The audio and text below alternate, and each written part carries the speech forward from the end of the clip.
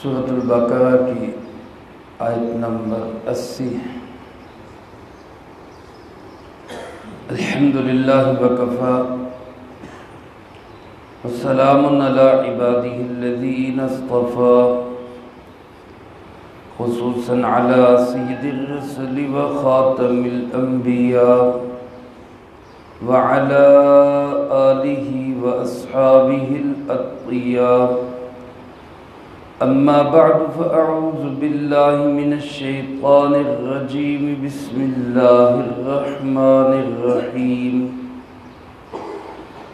وقالوا لن تمسنا النار الا ایاما معدودا، قل اتخذتم عند اللہ عہدا فلن یخلف اللہ عہدا، ام تقولون علی اللہ ما لا تعلمون۔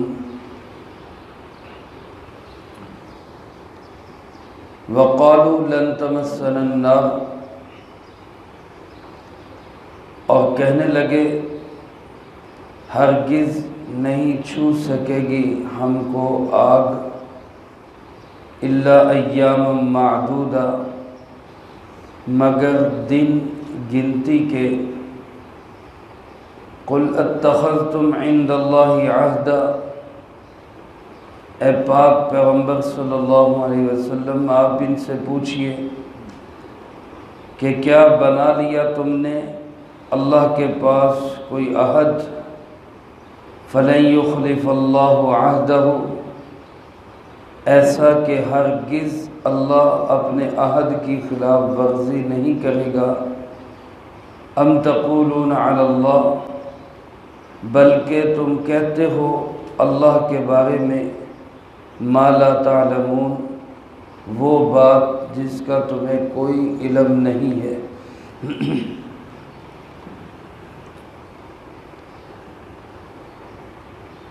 اس آیت مبارکہ میں بھی اللہ رب العالمین نے یہودیوں کی ایک کبھی حرکت اور کبھی عقیدے کو بیان کیا ہے۔ تمام تر غلطیوں، کوتاہیوں، بلکہ حکم عدولیوں اور سرکشیوں کے باوجود یہودیوں کا خیال یہ تھا کہ ہم تو پکے جنتی ہیں، اور بڑے دھڑلے کے ساتھ کہا کرتے تھے لن يدخل الجنة الا من كان هودا او نصارى۔ یہودی یہ کہتے کہ ہرگز کوئی جنت میں داخل نہیں ہوگا مگر وہی جو یہودی ہوگا، اور عیسائی اسی طرح کہتے ہیں کہ کوئی جنت میں نہیں جائے گا سوائے اس کے جو عیسائی ہوگا، باقی سب کے لیے جنت بند ہے۔ میرے محترم دوستو، ہمیں اپنا بھی موازنہ کرنا ہے، ساتھ ساتھ ہی آج ہم میں بھی بہت سارے لوگ یہ سمجھتے ہیں کہ ہم نے کلمہ پڑھ لیا بس ہم تو پکے جنتی ہیں۔ اس میں کوئی شک نہیں کہ جس کا خاتمہ کلمہ پر اور ایمان پر ہوگا وہ تو پکا جنتی ہے۔ اللہ ہمیں بھی یہ حسن خاتمہ نصیب فرمائے۔ لیکن جب تک یہ ہو نہیں جاتا، جب تک خاتمہ ایمان پر ہو نہیں جاتا، ہم کیسے کہہ سکتے ہیں کہ ہم پکے جنتی ہیں؟ یہودیوں کا قول یہی تھا، وہ اپنے آپ کو سمجھتے تھے کہ ہم تو بخشے بخشائے اور پکے جنتی ہیں، اس لیے وہ یہ بات کہا کرتے تھے کہ ہرگز ہمیں جہنم کی آگ نہیں لگ سکتی، یعنی ہم جہنم میں نہیں جائیں گے الا ایام معدودہ، مگر گنتی کے چند دن، تھوڑے سے دنوں کے لیے ہم جہنم میں جائیں گے۔ ان تھوڑے سے دنوں سے مراد کیا ہے؟ بعض حضرات فرماتے کہ یہودی یہ کہا کرتے تھے کہ دنیا کی عمر ہے 7000 سال، دنیا کی ساری عمر 7000 سال ہے۔ اگرچہ اس روایت کا بھی کوئی ثبوت نہیں، یہ غلط ہے، بے بنیاد ہے۔ اس کا کوئی عطا پتہ نہیں، لیکن یہودیوں کے ہاں یہ بات تھی کہ دنیا کی عمر 7,000 سال ہے، اور وہ کہتے کہ 1,000 سال کے بدلے میں ایک دن کے لیے ہم جہنم میں جائیں گے۔ یہ یہودیوں کا قول تھا، 1,000 سال کے بدلے میں ایک دن کے لیے، تو گویا ٹوٹل ہم 7 دن، وہ کہتے کہ ہم 7 دن جہنم میں جائیں گے، بس اس کے بعد ہمیں نکال دیا جائے گا۔ اور بعض حضرات فرماتے کہ ان کا کہنا یہ تھا کہ جتنے دن حضرت موسیٰ علیہ السلام کوہ طور پہ گئے تورات لینے کے لیے، اور انہوں نے، ان کے بڑوں نے پیچھے بچھڑے کی عبادت شروع کر دی، تو یہ کہتے تھے کہ وہ 40 دن جو ہمارے بڑوں نے بچھڑے کی عبادت کی، بس وہ 40 دن ہی جہنم میں ہم جائیں گے۔ اللہ کے ہاں تو ایسے فیصلے ہوتے نہیں کہ کرے کوئی اور بھرے کوئی۔ بھئی بچڑے کی عبادت تو کی تمہارے باپ دادوں نے، اور ان کے وجہ سے تم بھی جہنم کے اندر جاؤ، ایسے فیصلے اللہ کے ہاں تو نہیں ہوتے۔ اور بعض ان میں سے یہ کہتے کہ دنیا کے اندر جس نے جتنی عمر پائی ہے، 40 سال، 50 سال، 60 سال، 65 سال، زندگی جتنی اس نے پائی اتنے سال وہ جہنم میں رہے گا، اس کے بعد اس کو نکال دیا جائے گا۔ اور کچھ ان میں سے کہتے کہ حضرت یعقوب علیہ السلام کے ساتھ، جن کو اسرائیل کہا جاتا ہے، اور ان کی ساری اولاد کو ہی بنی اسرائیل کہا جاتا ہے، ان کے ساتھ اللہ نے وعدہ کیا تھا کہ تیرے بچے جہنم میں چند دن کے لیے جائیں گے، تیرے بچے جہنم میں جائیں گے لیکن چند دن کے لیے۔ اول تو اس کا کوئی ثبوت نہیں ہے، اگر ہے تو علماء فرماتے ہیں کہ اس سے مراد ان کے حقیقی بیٹے ہیں جنہوں نے یوسف علیہ السلام کو ستایا تھا، ان کو کچھ دنوں کے لیے اس کی سزا بھگتنی ہوگی، لیکن یہ ساری اولاد کے لیے تو نہیں ہے کہ کل بنی اسرائیل چند دن کے لیے جائے گی پھر نکال لی جائے گی۔ اصل میں میرے عزیز دوستو، جو انسان کلمہ ایمان پر دنیا سے چلا گیا، ایمان پر اس کو موت نصیب ہو گئی، چاہے کتنا ہی بڑا مجرم اور گناہ گار ہوگا، وہ اگر جہنم میں جائے گا تو ایک نہ ایک دن ضرور جہنم سے نکال لیا جائے گا۔ قرآن کریم میں بھی اس کے متعلق ارشاد ہے، احادیث مبارکہ میں بھی ہے کہ ایک وقت ایسا آئے گا جہنمی، بعض مسلمان بھی جہنم کے اندر ہوں گے، کفار بھی جہنم کے اندر ہوں گے، تو کافر مسلمانوں کو کہیں گے کہ تمہارے ایمان نے تمہیں کیا فائدہ دیا؟ تم تو کہتے تھے ہم ایمان والے ہیں، تمہارے ایمان نے تمہیں کیا فائدہ دیا؟ آج تم بھی ہمارے ساتھ جہنم میں ہو۔ تو اس وقت اللہ رب العالمین کی رحمت جوش میں آئے گی، اور اللہ پاک فرشتوں کو حکم دیں گے کہ جہنم میں سے ہر اس شخص کو نکال لو جس نے ایک ہی دفعہ کلمہ ایمان پڑھا، ایک ہی دفعہ کلمہ ایمان پڑھا، یا کبھی مجھ سے ڈرا ہو، کبھی میرا نام لیا ہو، اس کو جہنم سے نکال۔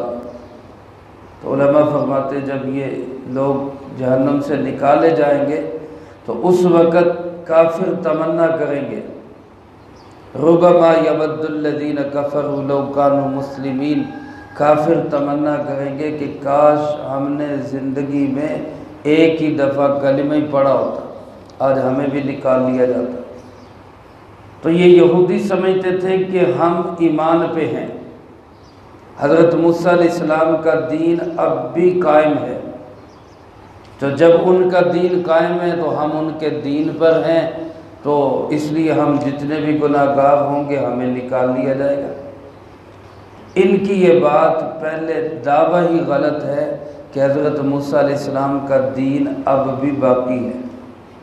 جب حضرت موسیٰ علیہ السلام کے بعد حضرت عیسیٰ علیہ السلام آ گئے تو موسیٰ علیہ السلام کے بعد عیسیٰ علیہ السلام پہ ایمان لانا بھی ضروری ہو گیا، جو ان پہ ایمان نہیں لاتا وہ مومن نہیں۔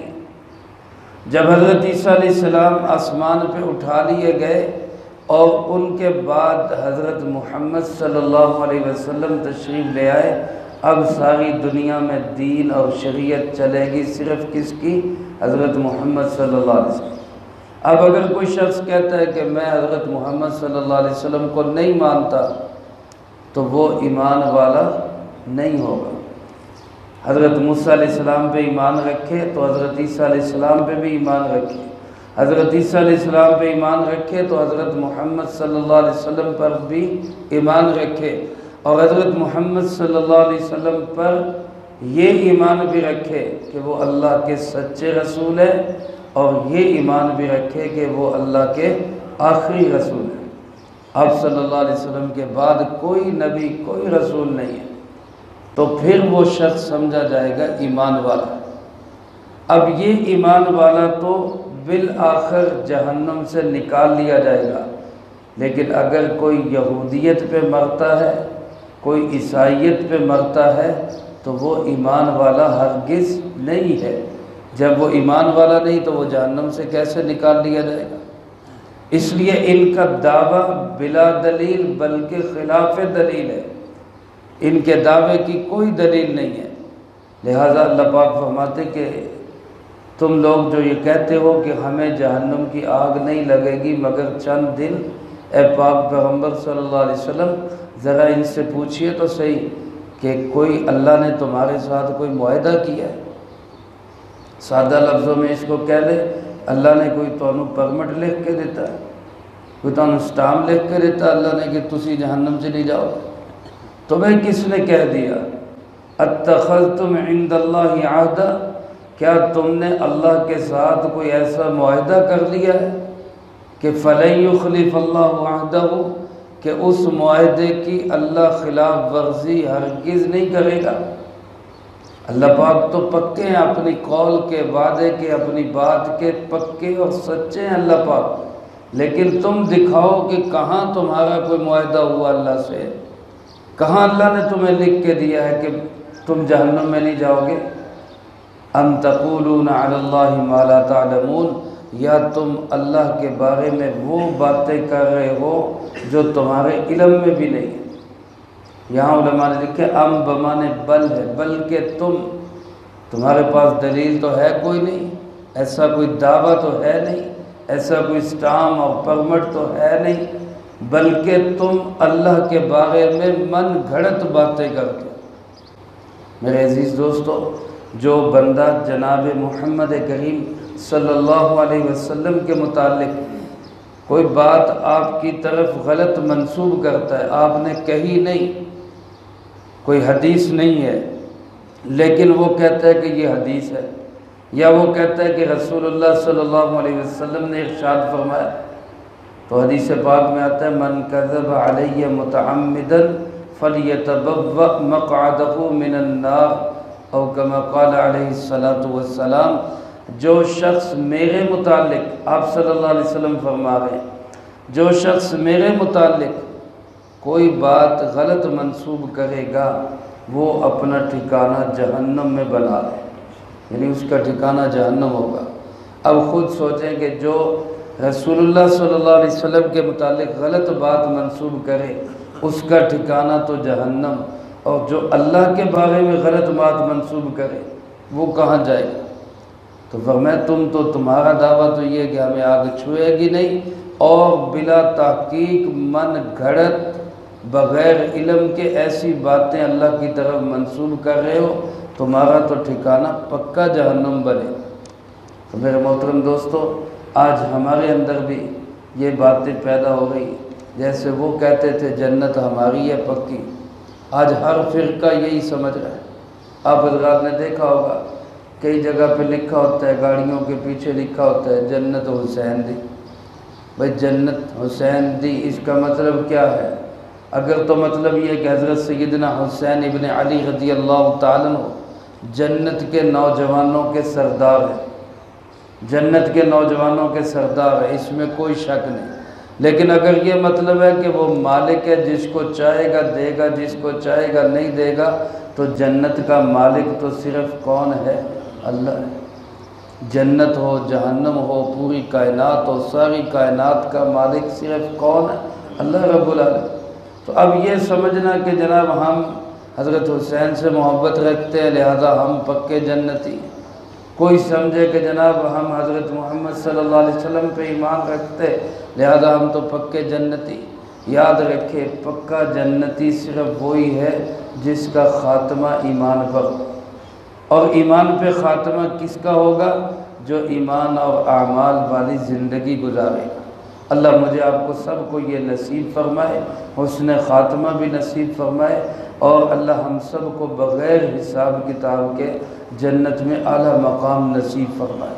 جنت اور جہنم کے لیے ضابطہ کیا ہے اس کو اللہ پاک نے اگلی آیت میں ذکر کیا ہے کہ کون جہنمی ہوگا کون جنتی ہوگا، وہ سنیں گے بھی اور اس کے مطابق اپنے آپ کو ڈالنے کی بھی کوشش کریں گے۔ اللہ ہم سب کو عمل کی توفیق نصیب فرمائے۔ اللہم انت السلام و منک السلام، تبارک ربنا و تعالیت یا ذا الجلال والاکرام۔ اللہم اعنا علی ذکرک و شکرک و حسن عبادتک۔ اللہم احسن عاقبتنا فی الامور کلہا و اجرنا من خزی الدنیا و عذاب الآخرہ۔ اللہم باقیتاً کباقیت الولید، اللہم استر عوراتنا و آمن روعاتنا۔ اللہم انا نجعلک فی نحورہم ونعوذ بک من شرورہم۔ اللہم اکفنا بحلالک عن حرامک واغننا بفضلک عمن سواک۔ اللہم اکفنا کل مہم من حیث شئت ومن این شئت۔ رب اغفر وارحم وانت خیر الراحمین۔ رب ارحمہما کما ربیانی صغیرا۔ اے مولا کریم یا اللہ پاک اس پورے ہفتے میں جتنا درس قرآن ہوا، جتنا طلباء نے طالبات نے پڑھائی کی، ان احباب نے جو جو اعمال کیے، اللہ پاک ہر ایک کے ہر عمل کو اپنی بارگاہ میں قبول فرما۔ اے اللہ پاک ان تمام مقبول اعمال کا اجر و ثواب ہمارے پیارے آقا جناب محمد کریم خاتم النبیین صلی اللہ علیہ وآلہ وسلم کو پہنچا۔ آپ علیہ السلام کو ہم سب کی طرف سے بہترین جزائے خیر نصیب فرما۔ آپ کے توسل سے تمام انبیاء، تمام صحابہ، تمام اہل بیت، ازواج مطہرات، بنات اطہار، نبی پاک صلی اللہ علیہ وآلہ وسلم کی امت کے وہ تمام لوگ جو اس دنیا سے جا چکے، جو موجود ہیں، جو قیامت تک آئیں گے، اللہ سب کو اس کا اجر و ثواب نصیب فرمائے۔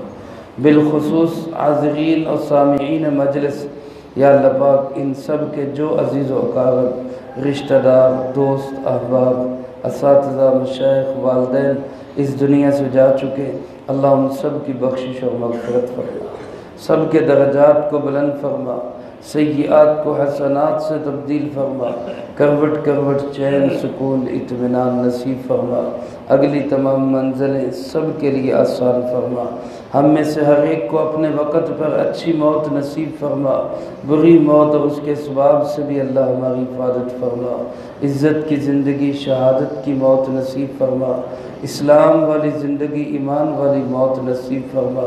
اللہ اپنی رحمت سے اپنے محبوب کے دیار میں جنت البقیع میں دفن ہونا نصیب فرما۔ اے ارحم الراحمین، جتنے مسلمان بیمار ہیں گھروں میں، اسپتالوں میں، سب کو صحت و تندرستی عطا فرما۔ ہمارے بھائی یوسف صاحب کی اہلیہ بیمار ہیں، اللہ پاک ان کو شفائے کامل نصیب فرما۔ اے اللہ ہر طرح کی بیماریوں سے نجات نصیب فرما، اور جو لوگ بیمار ہیں جنہوں نے دعاؤں کے لیے کہا یا کہنا چاہتے ہیں یا ان کا ہم پہ حق ہے، اللہ سب کو صحت و تندرستی عطا فرما۔ جو پریشان حال ہیں اللہ سب کی پریشانیوں کو دور فرما، مقروضوں کو قرضوں کے بوجھ سے رہائی نصیب فرما، بے اولادوں کو نیک صالح اولاد نصیب فرما۔ اللہ ہماری اولادوں کو ہماری آنکھوں کی ٹھنڈک بنا، ہماری اولادوں کو ہمارے لیے بہترین صدقہ جاریہ بنا۔ اللہ ہمارے وطن عزیز ملک پاکستان کی حفاظت فرما، اندرونی بیرونی تمام خطرات سے اس پاک وطن کو محفوظ فرما، تمام فتنوں سے اور شر پسند عناصر سے یا اللہ پاک اس پاک وطن کی حفاظت فرما، اللہ اس کے محافظین کی حفاظت فرما۔ اے اللہ اس کو خوشحالی، امن اور سلامتی نصیب فرما۔ اے اللہ ہمارے اس وطن عزیز کے محافظین، جغرافیائی سرحدوں کے محافظین، افواج پاکستان کی حفاظت فرما۔ اس کی نظریاتی سرحدوں کے محافظین، علماء کرام، دینی مدارس کی حفاظت فرما۔ اللہ تمام فتنوں سے یا اللہ پاک اس وطن کو محفوظ فرما، بالخصوص فتنہ قادیانیت، یہودیت اور اے اللہ پاک اسی طرح نصرانیت، رافضیت سے اس پاک وطن کی حفاظت فرما۔ اندرونی بیرونی تمام فتنوں سے اس کی حفاظت فرما۔ ربنا تقبل منا انك انت السميع العليم وتب علينا انك انت التواب الرحيم۔ صلی اللہ علی النبی الکریم وعلى آلہ واصحابہ اجمعین برحمتک یا ارحم الراحمین۔